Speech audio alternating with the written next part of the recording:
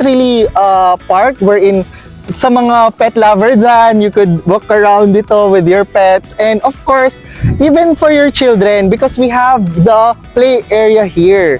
Diba? So, ang laki ng natin ng open space dito sa capital town so that you could really enjoy. So, this is update for this 2025. So, don't forget to comment down below a positive and no to bashing, okay?